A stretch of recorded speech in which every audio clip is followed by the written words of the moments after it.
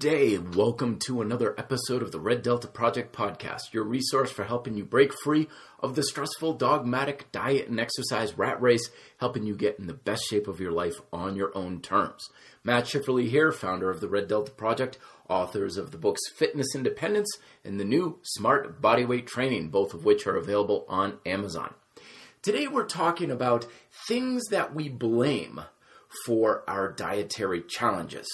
Blame is one of the most detrimental and toxic things that an individual can have in one's life. The reason for this is because when we're trying to make something happen, whatever it is, especially eating better, the only person in the world that, of course, can make that happen is you. Your actions, your decisions, your skills, and your judgment. But when we blame and we point the finger away from us, we're putting our power and ability to change on something else, something that's external from yourself, something that you may have a limited amount of control over. And in doing so, you're essentially removing your own ability to focus your mind and direct your attention towards the things that you can do to go into a positive direction. As I've said in previous podcasts, your most valuable resource by far is your attention, because that directs that's in control of the direction of all of your other resources: time, money, energy, effort, so on. So when you have blame and you say it's this fault over here, you're directing your attention towards that, and you're largely pulling your attention away from the things you can actually improve upon. So even if blaming may feel cathartic or it may feel good in the moment, it actually leaves you weaker and less powerful to affect positive change in your life. And that just goes across the board for a lot of things. But today we're looking at it specifically for diet, the things that we blame, and how it pulls your attention away from the things that you can actually do, and how you can reclaim that attention back onto yourself. So the first thing that people often blame for having an unhealthy diet or reaction to their diet is food itself. And this one is very popular. Even the highest level experts that I've come across will often blame food, because there's research behind it, right? It's like, well, this type of food does this, and this ingredient does that, and did you see what carbohydrates does to your blood sugar, and all this sort of thing. Not to say that stuff isn't true. However, there's a very big difference, as I mentioned in the previous podcast last week, between something being an influence and something that's a cause.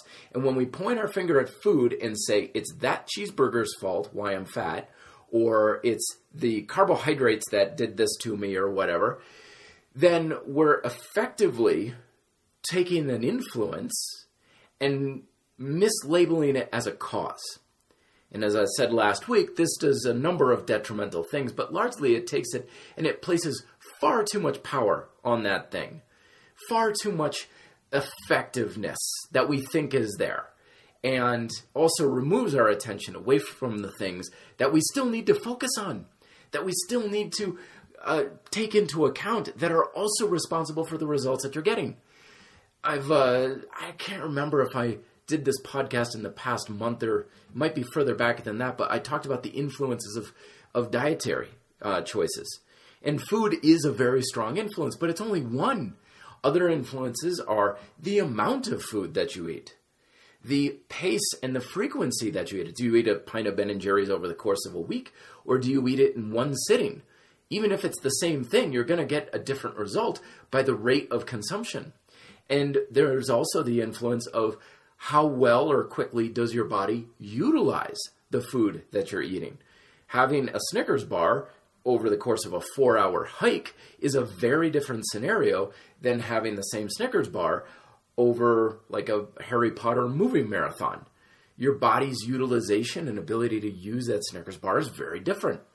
So when we point the finger at food, we're saying it's all about this one thing, when the reality is one's healthy diet stems from many variables, and food is just one of them. And what you eat is important. I want to reiterate that a million times. I'm not saying it's not. I'm just saying it's not everything. So manipulating the other variables can change the effect of food has. And this is exceptionally important for those who have that all or nothing mentality where they're trying to, quote, be good. And so they won't eat whatever forbidden fruit they have in their dietary ideals. And then they'll have one bite of a piece of cake or a cookie or something. And then they'll be like, well, I've just screwed it all to hell. I'll polish off the entire bag of Oreos, or I'll eat the entire pint or half the cake or what have you. This is largely from blaming food. It's blaming the food itself, ignoring the fact that, no, there's a very big difference between eating a full bag of Oreos and eating just 2 Oreos. You haven't blown anything. You haven't screwed anything up. And blaming food is a very big problem within our fitness culture. So, yes, food's important, but don't blame it. The food is just a tool. It's like hitting your thumb with a hammer and blaming the hammer. And you go to Home Depot and you try out different hammers and you're trying to figure out what kind of hammer can I use so I won't hit my thumb. And the reality is the hammer had very little to do with it. It was your use of the hammer. And the same thing goes with food. The effect food has is not only what you eat, but how well you're using it. All right, number 2, the other thing that we often blame is ourselves. We beat ourselves up. Oh my goodness, the negativity that people bring upon themselves when they, quote, be bad or they're making some sort of choice that they don't feel they should make. It's like we're trying to shame ourselves or mentally beat ourselves up into compliance. Heaven knows I've done that more than my fair share over the course of my fitness career, and I'm sure I still do it these days, but I don't do it nearly as much. This is very difficult to overcome. It's very difficult to override, but the reason why it must be overridden is because you're not the problem in this whole thing. You are the one and only person you can rely on to make sound decisions and improve your healthy eating skills over the next several months to a couple of years to get better results. If you're beating yourself up, saying negative things to yourself, and being very negative about yourself in your ability to make choices, you are shooting yourself right in the foot. Because you, my friend, are the only hope you've got. And it's very difficult to make a positive change when you are coming from a negative place. That especially goes for yourself. I tell my clients all the time, we work with ourselves, never against. We work with the body, never against. The more you fight yourself, the more you lose. No matter what kind of negativity you try to bring yourself as some form of a pep talk to try and be better next time or something, it's never going to work because it's too negative. It's too derogatory. Instead, we want to turn it around to more of a positive spin. Sure, yeah, you make a mistake and you go out late at night, get smashed off your ass drinking too much and eat 2 large pizzas and wake up the next day going like, that was a real bad move. Well, sure, okay, maybe it wasn't in your best interest, but don't beat yourself up over it. Seriously, nothing's going to come of that. Instead, say, okay, that was a mistake. What can I learn from that? How can I move forward? Promising yourself, well, I'll just be better next time, that's the worst way to go about it because it never works. Willpower alone and promising you'll do better next time, that has a long history of failure. Instead, taking that and learning from it and saying, all right, well, why did I eat both pizzas? Why did I drink so much? What was the domino effect? Because nothing happens in isolation. But you have to have a positive relationship with yourself if you're going to learn from your actions. And the only way you can develop your healthy eating skills is if you learn. You're not going to be able to have a healthy diet just by sticking to the rules that some expert wrote in a book. That could be a good place to start, sure. But a healthy diet is something that is constantly changing, evolving, and adapting to what you need as an individual to satisfy the 4 primal appetites that I talk about in my book, Fitness Independence. The only way you're going to be able to do that is if you continue to learn from your own actions. And you're not going to be able to do that if you're constantly berating yourself and saying you shouldn't have done that and you promise to just do better next time. You're throwing out the baby with the bathwater because you're taking that valuable information and ignoring it. So don't blame yourself. We all make mistakes. We all go off the rails from time to time. It's part of the learning process. It's part of the growth process. So don't blame food. Don't blame yourself. And 3, don't blame other people.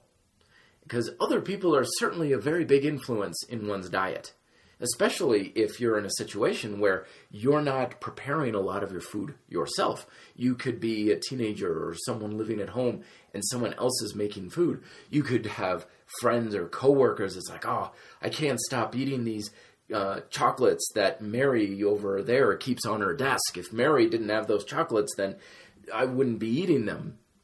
Again, same sort of thing. You're putting responsibility on other people. You're putting your ability to eat well on other people's decisions. And it's hard enough to just reign control over oneself. It's darn near impossible to try and control other individuals. Of course, you can try to ask people to help you.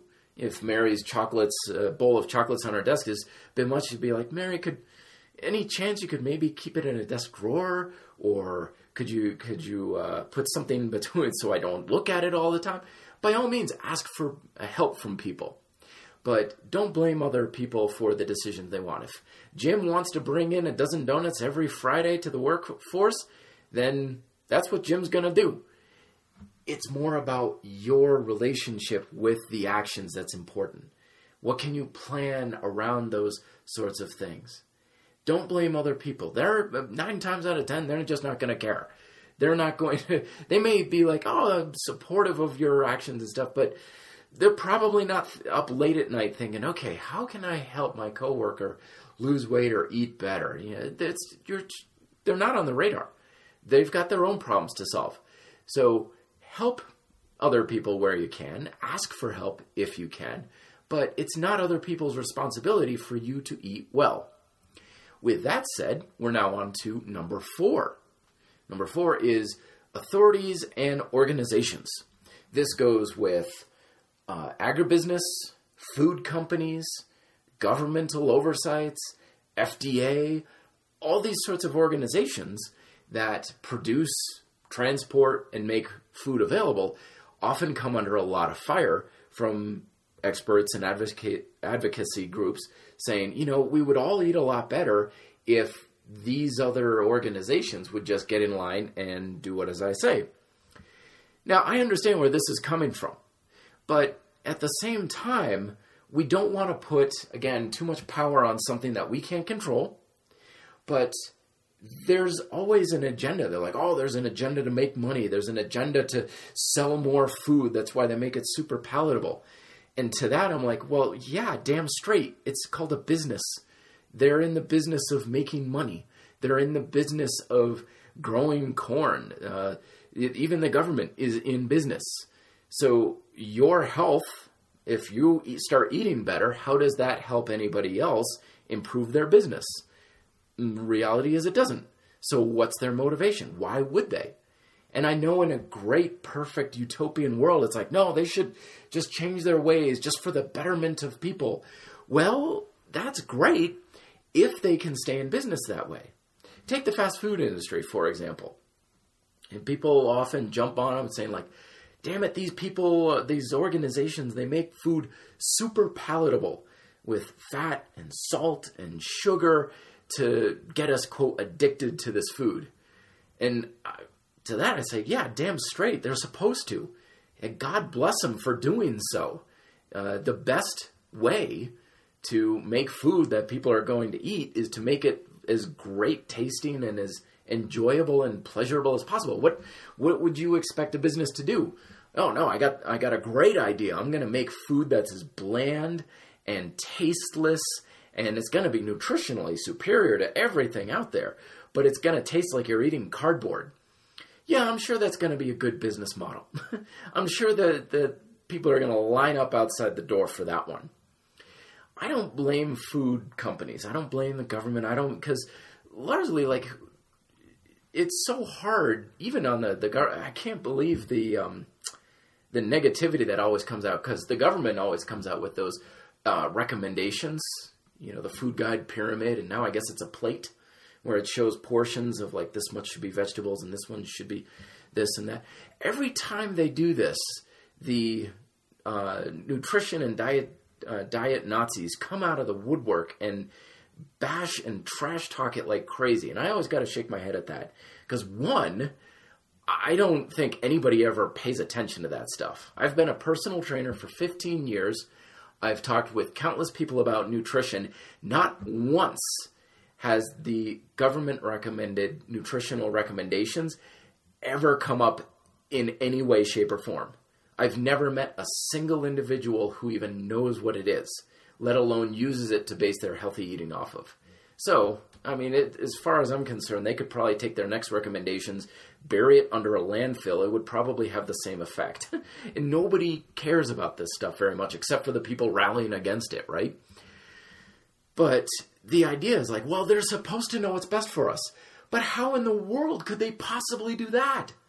Nutrition is such a individual thing. What's good for one person could be terrible for another individual. What's best for one group of people could be the opposite of one another. How in the world is anybody supposed to know what's best? No, even the experts don't agree. You'd put two experts in a room and say, okay, figure out the best diet, and they'd go at each other's throats saying, this is a good food. No, that's the worst thing ever. We can't come to a consensus on it, so how in the world are we supposed to trust organizations and governments and food companies to have our best interests in heart when nobody can agree on what that even is? That's why in my book I talk about how you've got to figure this stuff out for yourself. You've got to figure out what is best for you. How many calories is it supposed to have? How much carbohydrate is okay? How much protein do you need? Do you need to eat 5 times a day? Or are you best fasting until noon? The type of decisions that come down to ultimately what's going to be best for you can't be made by anybody but yourself. There can be ideas and recommendations out there, but ultimately it's up to you to figure this stuff out. And there's no way anyone else can figure that out and be responsible for it. And food companies out there, governments and stuff, we vote with our dollars, folks. Why is McDonald's still in business? Because people keep buying it. And it doesn't matter what we say about, oh, this hamburger has so much saturated fat or anything like that. It serves some sort of a purpose. And that's the purpose of a business. It's supposed to satisfy a need. And as long as the need exists, and they do a pretty good job of satisfying it, it's going to be there. So we can't rally with torches and pitchforks against these sorts of organizations, because one, it won't do anything.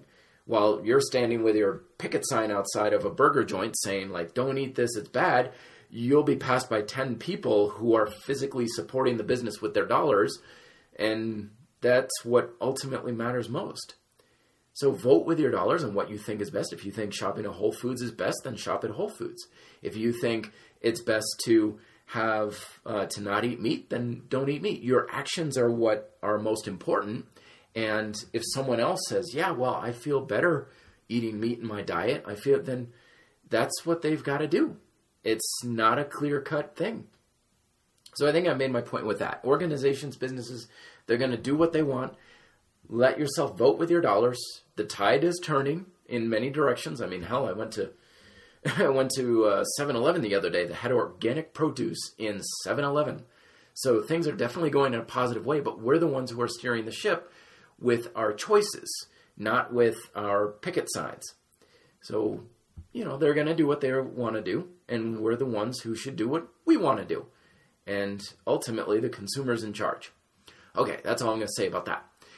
Last thing we blame, this one's a big one, is Mother Nature herself. We often blame Mother Nature and say, the DNA we've evolved from caveman ages causes us to lose muscle and build fat, to store fat. Lots of things cite, it's like, yeah, the reason why we can't stop eating Twinkies is because we are slaves to sugar, and it's the hyper palatable foods. Again, this kind of goes hand in hand with like, well, they've got to make this food hyper palatable in order to get us addicted to it, and it's our caveman DNA. I don't like this whole Mother Nature, blame your genetics, blame the DNA, blame evolution kind of thing, because it's the ultimate in power robbing, and it oftentimes also goes hand in hand with pointing the finger at yourself and saying, yeah, you know why you're fat? Because your caveman days DNA is making you this way, and you have to eat this way that we recommend. You have to follow this diet and so on. And it's just a downward spiral of blame. And it robs you of the power to make decisions for yourself because you never once say, yeah, I can do this. Here's how I look at it. Yeah, Mother Nature has set us up with a bunch of tendencies and instincts and desires and appetites, but those aren't a problem because when you develop your healthy eating skills, you're using those exact same appetites to eat healthy. It's kind of like the law of gravity. If someone jumps off of a ledge and they fall and they break their ankle, okay, yeah, Mother Nature has gravity going on, but you didn't break your ankle because of just gravity. You blame gravity, and you're robbing yourself of power. But someone else is going to jump off the same ledge with a hang glider, and they're like, no, gravity's great. That's what's given me the power to do this. They're using the same principles, the same laws of nature to their benefit. And that's why I'm always emphasizing that healthy eating is a skill. It's something we develop to utilize and grow from. And the whole idea is we're going to use the exact same things that people point the finger at and blame and say, no, we're going to be in better shape because of these things. Like our desire for sweet, for example. We have many different appetites for a flavorful thing. There's sweet, there's salt, there's fat, and also acid is another one. And yeah, you could say that companies out there are making foods hyper palatable by saying, oh, they make it fatty and they make it salty and they put sugar in it so that we can't help ourselves. But who's to say we can't use those exact same things and make something healthy? When we learned that acid was a very big palatable flavor, we made this salad with some salad dressing. And oh my gosh, I couldn't stop eating. It was so incredibly good. It was this kale salad because it had a lot of acid. It had some candied walnuts in it. It had a little bit of sweet. It had some cheese on it. Got you some fat and stuff. It had all the same things, but it was, quote, healthy. We used the exact same laws. We just didn't use them against ourselves. And that's really a good analogy for fitness in general.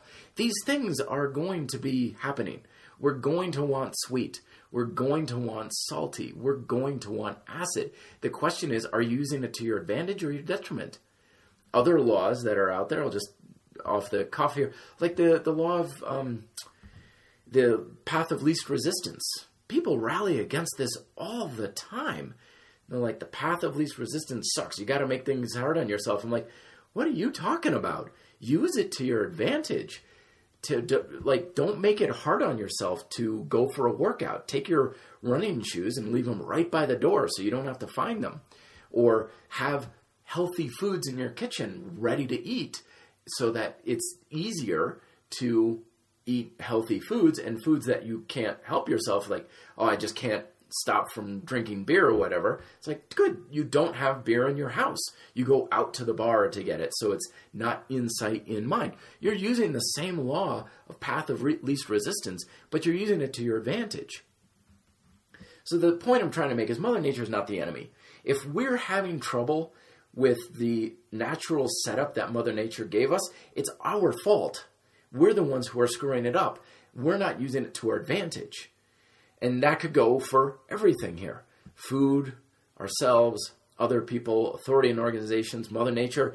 All of these things that we blame can actually be the very best resources for healthy eating that can help you be at your best. People blame food. I think it's the best thing in the world. People blame themselves. I say, no, yourself is the thing that's going to make this all work. People blame other people. I'm like, dude, where do you think you get the best coffee, the best potluck recipes from? People blame authorities and organizations. And I say, well, we've got organic food now in the 7-Elevens. Where did you think that came from? That wasn't a farmer's market. Someone very high up the chain made that decision. And people blame Mother Nature. It's like, well, if Mother Nature says that we really enjoy sweet things, then let's use that to our advantage and find the sweetest, most delicious apple that we can when we go grocery shopping, because that's what's going to satisfy you the most. And the healthiest diets are going to be ones that satisfy your 4 primal appetites that I discuss in my first book. And food, yourself, other people, authority, and Mother Nature can help you do that, but only if you stop blaming them for any of the negative things that people talk about and instead start looking at the positive things that they bring instead. All right, hopefully that gave you some things to think about. Questions down below, comment section if you're listening to this on YouTube. Check out the books Fitness Independence, also Smart Bodyweight Training on Amazon. Paperback and Kindle versions are available as well. Talk to you guys next week. Till then, be fit, live free.